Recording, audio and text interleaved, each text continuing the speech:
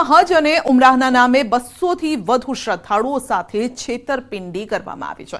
Package book કરાવી અને Ahmedabad airport પહોંચેલા લોકોને જ્યારે જાણ થઈ કે તેમની સાથે છેતરપિંડી થઈ છે ત્યારે મોટો આંચકો લાગ્યો હતો। તો રિઝવી ટૂર એન્ડ ટ્રાવેલ્સના સંચાલકોએ હજ માટેના ટૂર પેકેજમાં ડિસ્કાઉન્ટ આપવાની લાલચે અનેક શ્રદ્ધાળુઓને ફસાવ્યા હોવાનો આક્ષેપ છે। રાજકોટ, મોરબી, ટંકારા, જેતપુરના શ્રદ્ધાળુઓએ 60,000 થી 1.5 લાખના પેકેજ બુક કર્યા હતા। જો કે એરપોર્ટ પહોંચ્યા બાદ લોકોને જાણ થઈ કે તેમના નામે કોઈ બુકિંગ જ નથી। ટૂર્સ એન્ડ ટ્રાવેલ્સના સંચાલકોએ ફોન ઉપાડવાનું બંધ કરી દેતા લોકોને છેતરપિંડી થયાની જાણ થઈ હતી। ભોગ બનનાર લોકો જ્યારે ભગવતીપરામાં આવેલી ઓફિસે પહોંચ્યા તો ત્યાં પણ બુકિંગ કરનાર ગાયબ હતા। તો હાલ આ મામલે ફરિયાદની તજવીજ હાથ ધરાઈ છે। સવારે રજીવાળા સાથે વાત થઈ કે તમે ટર્મિનલ 2 અમદાવાદ એરપોર્ટમાં પહોંચી જાઓ 7 વાગ્યા લગી। ત્યાં જઈને પહોંચ્યા મળ્યું ત્યાં કોઈ હતું જ નહીં। ત્યાં કોઈ કોલ ના ઉપાડ્યો, બધાના ફોન સ્વિચ ઓફ આવ્યા। પછી એમને વાયા ખબર પડી કે આ લોકો જે છે એ ફરાર થઈ ગયા છે બધાને પેમેન્ટ લઈને। એનો કોઈ પતો નથી। 2.5 કરોડ આસપાસ છેતરપિંડી છે કેમ કે એડવાન્સ બુકિંગ પણ એટલા બધા ના હતા। આ તો તંતુર અમારી હતી પણ એના સિવાય એડવાન્સ બુકિંગની જે લાલચ આપેલી હતી બધાને ડિસ્કાઉન્ટની। તસ્કરો બેફામ બન્યા છે। પાળિયાદ રોડ પર ધોળા દિવસે બાઇકની ચોરી। તો મોગલ રેસ્ટોરન્ટ પાસેના પાર્કિંગમાંથી બાઇકની ચોરી થઈ છે। તો પાર્કિંગમાં બાઇક હતી અને ત્યાંથી જ ચોર તેની ઉઠાંતરી કરી અને રફુચક્કર થયા। સીસીટીવીમાં કેદ થયા છે આ ચોર।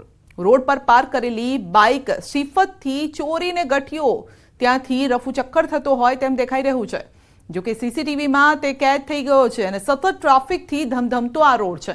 જ્યારે ચોરી કરીને તે જઈ રહ્યો છે ત્યારે પણ જોઈ શકો છો આસપાસથી ઘણા બધા વાહનો ત્યાંથી પસાર થઈ રહ્યા છે। તેમ છતાં પણ ન તો તેને પોલીસનો ડર છે ન કાયદાનો ડર છે।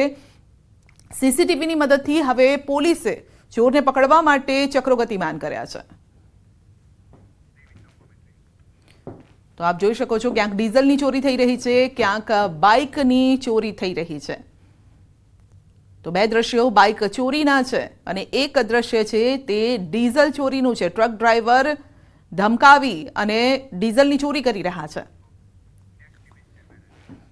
જિલ્લામાં બાઇક ચોર ઝડપાયા છે તો દુકાનદારે ઝડપી લીધા છે। ગીર ગઢડાના ધોકડવા ગામે એક એગ્રો બહાર બાઇકની ઉઠાંતરી કરતા 2 શખ્સ સીસીટીવી કેમેરામાં કેદ થયા હતા। જો કે તસ્કરોની કિસ્મત ફૂટી અને બંને તસ્કરોને દુકાન માલિકે ગણતરીની મિનિટમાં ઝડપી પાડ્યા। મેથી પાક પણ ચખાડ્યો હતો અને પોલીસને સોંપી દીધા।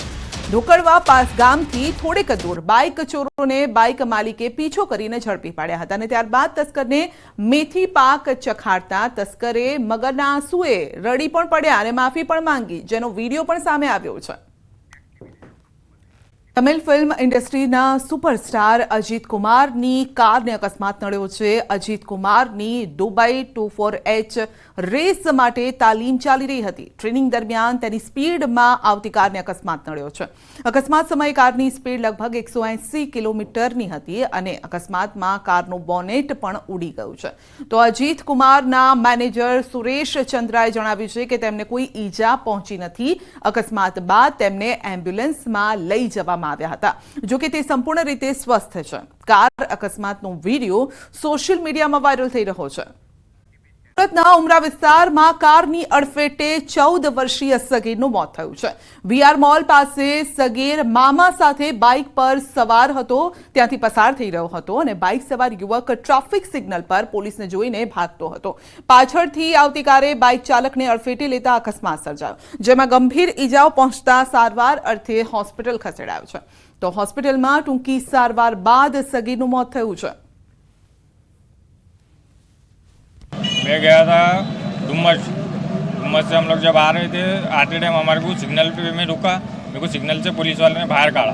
बाहर काढ़ने के बाद में 2 बच्चे पीछे पड़े थे, मैंने उनको बोला उतर जाओ, तो वो गाड़ी पे एक बच्चा बैठे रह गया और मैं गाड़ी भगा लिया। और पीछे से मारुति वाला मेरे को आके डायरेक्ट ठोक दिया। ठोकने के बाद में मैं अगले छोकरे को उठा के गाड़ी पे ले जाके दवाखाने ले गया। उसकी डेथ हो गई छोकरे की। અકસ્માતની વણઝાર એક જ દિવસમાં અકસ્માતમાં 5 લોકોના મોત થયા છે। 4 અકસ્માતની ઘટનામાં 5 લોકોના મોત થયા છે અને સુરેન્દ્રનગરમાં ધ્રાંગધ્રાના ચરમાળિયા ગ્રાઉન્ડ પાસે ખાનગી હોસ્પિટલમાં ઘૂસી ગઈ હતી કાર। અકસ્માતમાં 3 થી 4 વાહનોનો કચ્ચરઘાણ પુરાઈ ગયો છે।